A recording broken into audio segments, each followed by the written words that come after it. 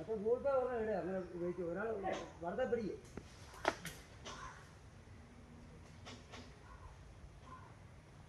മറ്റേ കൊടുത്തിടാൻ പറ, ഒന്നും ഇടാൻ പറ.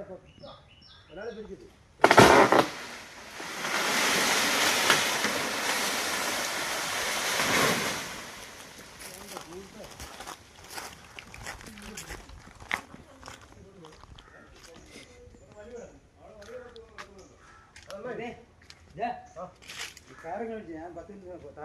ഇപ്പൊ കിടക്കറ ചെന്നാണ്